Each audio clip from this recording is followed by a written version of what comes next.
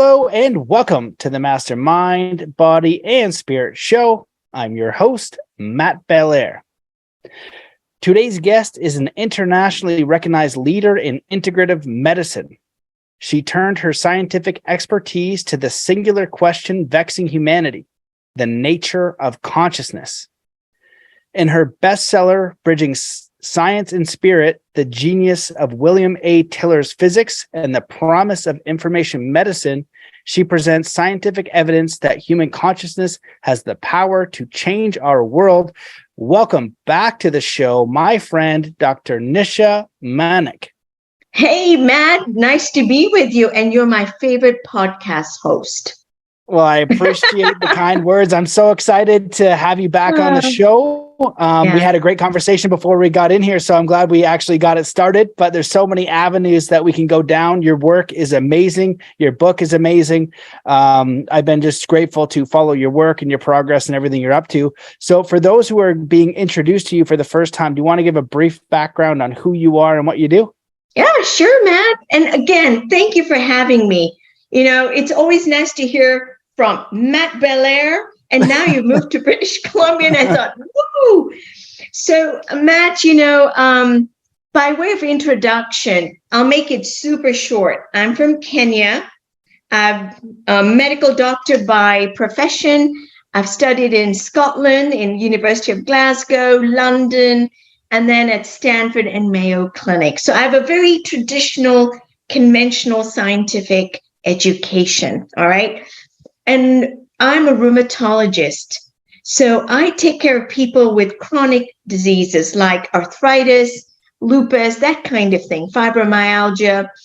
And so I was very, very conventional and doing all of those excellent things, reading journals and prescribing medications and drugs.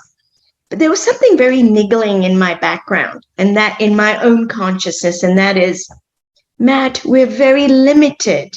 So here I am at one of the most internationally visible and recognized name in excellence in medicine, all right? And what we do in medicine is diagnose a chemical imbalance, and then we set about giving drugs to correct that dysfunction and chemical imbalance.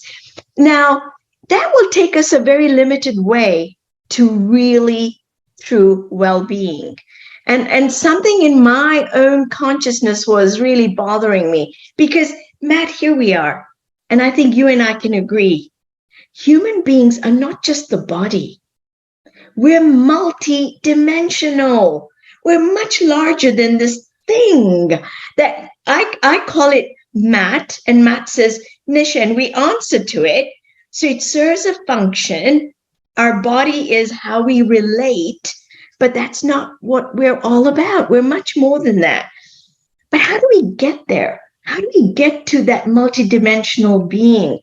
And so this question was really bothering me while I was a doctor at one of the most renowned clinics. And so I would do this other thing on my side, like there has to be more. There has to be more than just chemical prescriptions and drugs.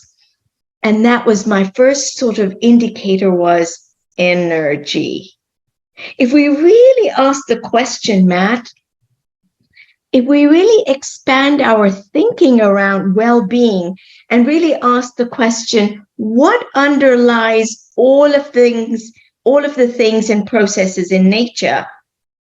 I mean, you are part of nature. I'm part of nature. Nature's not something out there that you observe, through the window. It's there and I'm over here. You are nature and so am I. And the fundamental question I began to ask is, what drives all processes in nature?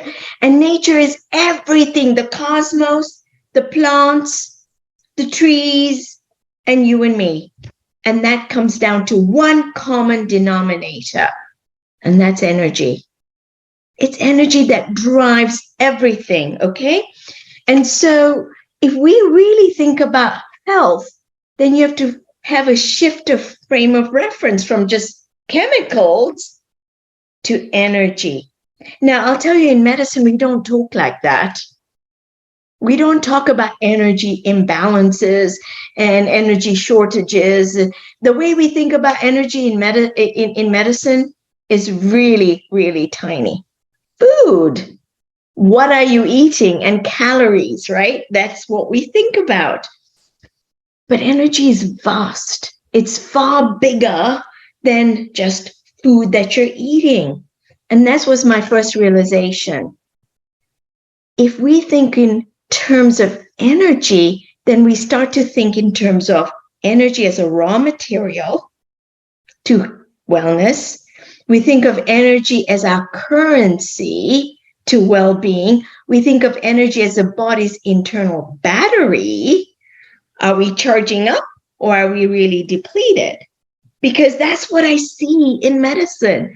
And I'll come back to that in a moment. I talked about energy as a currency. Let's just look at that. Say you have $1 of energy in your bank in the morning when you first get up. Where are you spending that?